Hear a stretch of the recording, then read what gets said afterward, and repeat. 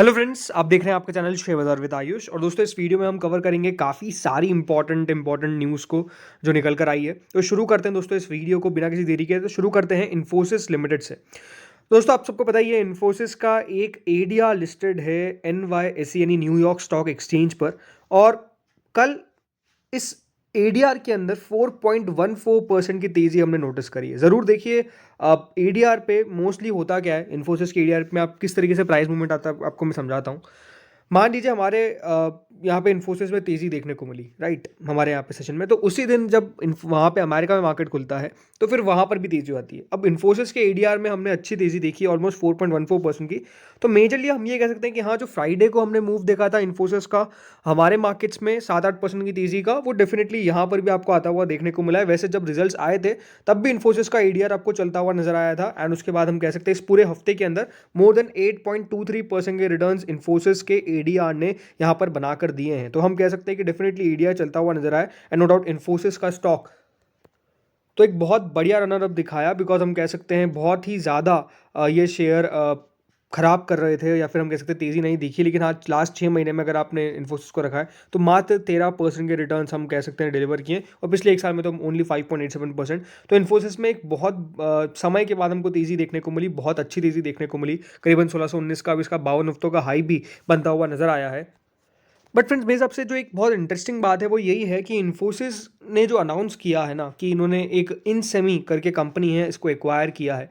और यहाँ पर दोस्तों जो एग्रीमेंट हुआ है, इसमें एक लीडिंग सेमीकंडक्टर डिज़ाइन कंपनी और embedded service provider for 280 crore rupees consideration including earn outs and management incentives and retention bonus totalling of up to 280 crore. I think ये एक बहुत इंटरेस्टिंग एक्विजिशन है कंपनी का, बिकॉज आई थिंक जिस तरीके से आपको पता है सेमीकंडक्टर्स की काफ़ी मांग है, इसमें कंपनी मेरे हिसाब से काफ़ी बढ़िया कर सकती है। ज़रूर देखिए, कंपनी ऐसा नहीं कि बहुत ज़्यादा बड़ी है, बट नो डाउट देखिए इन्फोसिस के पास पूरी कैपेसिटी और पूरी कैपेबिलिटी है। सबसे इंपॉर्टेंट तो ये कि हाँ, कंपनी इसको इसके अंदर ग्रोथ ला सकती है, इसको बड़ा कर सकती है। जो एक्विजिशन है वो बेसिकली फिजिकल 2024 के फोर्थ क्वार्टर में आपको खत्म होता हुआ नजर आएगा। और ये जो कोलैबोरेशन है ये इन्फोसिस को एक्सेलरेट करने पे मदद करेगा chip to cloud strategy by bringing niche design skills at scale, and will also pair seamlessly with existing investment in AI, automation platforms and industry partnership. तो आई थिंक एक इंटरेस्टिंग चीज़ है जो मेरे हिसाब से देखने वाली बात है। एंड अगर आप लगातार मेरे वीडियोस देख रहे हो तो आपको मैंने एक ही बात कही थी फ्रेंड्स, कि आप जो आईटी कंपनीज है उस पर नजर रखिए। और आई थिंक आईटी कंपनीज ने अब जिस तरीके के कुछ समय में वापस तेजी दिखाई है, ये मेरे हिसाब से अभी शुरुआत है। भले आप कह सकते हैं इन्फोसिस ने के नंबर्स बहुत खास नहीं थे, बट उसके बावजूद भी इन्फोसिस में बहुत बढ़िया तेजी देखने को मिली। बट याद रखिए, कोई नेगेटिव न्यूज़ निकल के नहीं आई, राइट। बाजार इनके लिए no negative is a big positive है अभी। तो इसीलिए मेरे हिसाब से इन्फोसिस ये शेयर हो सकता है कि यहाँ से अब आपको वापस से कंसोलिडेशन वाले फेज में जाता हुआ नजर आए। हाँ, जरूर देखिए, एडीआर में तेजी देखने को मिली तो थोड़ी बहुत तेजी एक्सपेक्ट करके चल सकते हैं कि मंडे को भी आपको देखने को मिलेगी, बिकॉज जिस तरीके से नतीजे निकल के आए, Wipro, HCL tech, I think पूरा आईटी जो है वो बढ़िया करता हुआ नजर आएगा मंडे के सेशन में भी आफ्टर फ्राइडे। तो इन्फोसिस भी तेजी कर सकता है, और ये देखना है कि क्या 1700 रुपीज़ के लेवल दिखा सकता है। पर ये बात जरूर है कि इन्फोसिस के अंदर मेरे हिसाब से जो खराब क्वार्टर था Q3, वो आई थिंक अब खराब नहीं कहूँगा, बट ये कि बहुत अच्छा भी क्वार्टर नहीं है, राइट। तो Q3 मेरे हिसाब से कंपनी के लिए जो है वो अब पास हो चुका है। लेकिन अब Q4 किस तरीके का रहेगा ये देखने वाली बात है। और मेरे हिसाब से Q4 Q3 से काफ़ी बेटर रहने की एक्सपेक्टेशंस हम कर सकते हैं। नेक्स्ट दोस्तों, बात करते हैं पॉलीकैब के ऊपर। तो पॉलीकैब हम कह सकते हैं एक बड़ी गिरावट के बाद मंडे को 2.63% चला। अब एक बात आप नोटिस करिए, जब भी कोई नेगेटिव न्यूज़ निकल के आ रही है तो पॉलीकैब काफ़ी तेज़ी से नीचे आ रहा है। लेकिन कोई पॉजिटिव खबर आती भी है या फिर कंपनी डिनाई भी कर रही है तो बाजार उसको उतना ज़्यादा सीरियसली नहीं ले रहा है। सीरियसली नहीं ले रहा है, इसका मतलब क्या है कि देखिए ओनली 2.63% बढ़ा है। देखिए, अगर कोई फेक न्यूज़ होती तो स्टॉक रिकवर कर जाता, क्योंकि फंडामेंटली तो कोई चेंज देखने को नहीं मिला। लेकिन अभी भी देखिए बाजार वेट कर रहा है कि ऑफिशियल होता क्या है, राइट। तो ये तो अपने आप में बहुत इंपॉर्टेंट है जो आगे जो भी कंपनी करती है। लेकिन हाँ, क्वेश्चन क्या निकल के आता है कि क्या इससे कंपनी के वैल्यूएशंस पर असर पड़ेगा। तो एक बहुत इंटरेस्टिंग आर्टिकल है जो मेरे हिसाब से देखना चाहिए आपको भी, कि किस तरीके से ये जो रेड है ये इंपैक्ट कर सकती है कंपनी को valuation of other manufacturers in the wire and cable industry as well. Because याद रखिए, ये जो इम्पैक्ट है वो आपको सब पे देखने को मिलेगा। इसलिए जब खबर निकल के आई थी तो आप RR केबल को देखिए, KEI को देखिए, सब में गिरावट देखने को मिली। बल्कि दिक्कत किसकी थी? ओनली पॉलीकैब की। तो देखिए, जो इंपॉर्टेंट है समझने वाली बात जो है वो यही है कि कंपनी का मार्केट कैप कितना तेजी से वैनिश हुआ। 1 लाख करोड़ के आसपास इसका मार्केट कैप था, और 1 लाख करोड़ से आज आप देख सकते हैं ओनली 60,000 करोड़ के आसपास पहुंच चुका है। तो इतना मार्केट कैप इसका ऑलरेडी वैनिश हो चुका है। तो इसी पे दोस्तों नुवामा क्या कहता है? नुवामा ये कहता है कि स्टॉक के अंदर मीडियम टर्म में इम्पैक्ट देखने को मिल सकता है। एक डी रेटिंग हो सकती है इसकी वैल्यूएशंस के ऊपर, which it expanded to 37 times throughout 2023। और ब्रोकरेज का ये मानना है कि जो next week Q3 results company के आने वाले हैं, याद रखिएगा इनके नतीजे पे आने वाले हैं, ये इवन मोर क्रिटिकल है, बिकॉज अगर वहाँ पर कुछ भी कम आता है, रेवेन्यू ग्रोथ 14-15% से कम की देखने को मिलती है, तो पॉलीकैब में और एक और नेगेटिव ट्रिगर बेसिकली आपको ऐड होता हुआ देखने को मिलेगा। बिकॉज याद रखिए कंपनी के लिए अब जरूरी क्या है कि इसके नंबर्स बढ़िया पेश करे।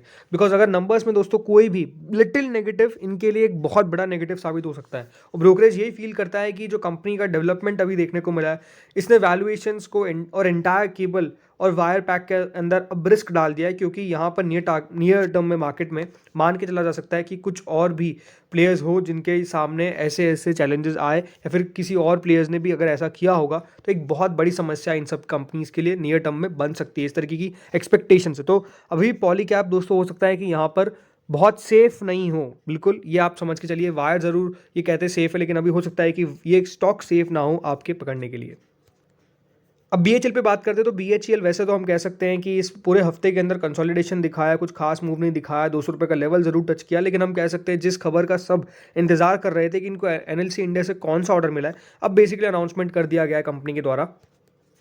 जी हाँ, इनको NLC इंडिया से फ्राइडे को कंपनी ने साफ साफ कहा है कि इनको अवार्ड किया गया है engineering procurement EPC contract to BHEL for a thermal power project in Orissa. ये जो दोस्तों पावर प्रोजेक्ट है ये ऑलमोस्ट 2400 मेगावाट कैपेसिटी का होने वाला है, और इसके अंदर कॉम्प्रिहेंसिव स्कोप होगा, EPC कॉन्ट्रैक्ट जिसमें इंजीनियरिंग मैन्युफैक्चरिंग सब कुछ इंक्लूडेड हो जाता है। लेकिन हाँ, कंपनी ने ये भी बताया कि इस ऑर्डर की जो टोटल वैल्यू है वो दोस्तों ऑलमोस्ट 15,000 करोड़ रुपए आकी गई है। जी हाँ, 15,000 करोड़ रुपए का ये बेसिकली ऑर्डर जो है वो कंपनी को होता हुआ नजर आएगा।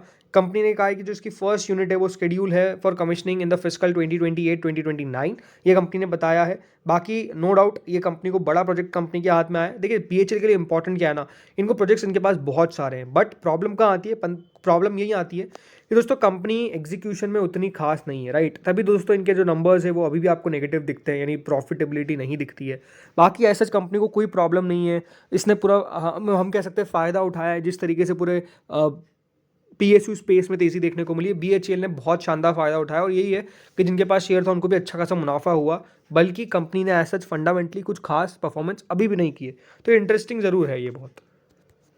अब बात करते हैं आई रेडा पे। तो दोस्तों आई रेडा भी बहुत बढ़िया तेज़ी दिखाया, और स्टॉक के अंदर काफ़ी अच्छा मूव हमने देखा था फ्राइडे के सेशन के अंदर। बाकी ये है कि देखिए इसके ऊपर ऐसा कोई खास खबर नहीं आई, बट टेक्निकली स्टॉक के अंदर आपको तेज़ी देखने को मिली है, और इसके ऊपर पूरा एक डिटेल वीडियो भी हमने बना रखा है, तो आप जाके चेकआउट जरूर कर सकते हैं। बट बिल्कुल आई रेडा के अंदर नजर रखिएगा, बिकॉज याद रखिएगा इसके 20 तारीख को रिजल्ट्स आने वाले हैं। तो 20 को जब कंपनी के नंबर्स निकल कर आएंगे तो देखना यही होगा कि किस तरीके के नंबर्स कंपनी पेश करती है, बिकॉज इसकी तेज़ी को अगर सस्टेन होना है तो नंबर्स काफ़ी ज़्यादा इंपॉर्टेंस रखते हैं कंपनी के लिए।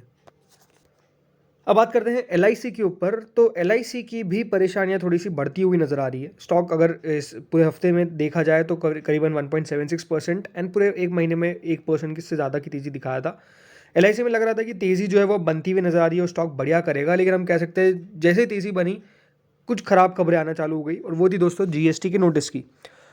अभी तक दोस्तों कंपनी को जो टोटल GST का नोटिस मिला है, माफ कीजिएगा इनकम टैक्स का जो नोटिस मिला है, वो ऑलमोस्ट है 25,464 करोड़ का। जी हाँ, ये साफ साफ बताया गया है कि LIC ने कहा है कि उन्होंने एक इनकम टैक्स रिफंड उनको मिला है करीबन 25,464 करोड़ का, relating to interim bonus to policy holders in the past 7 assessment.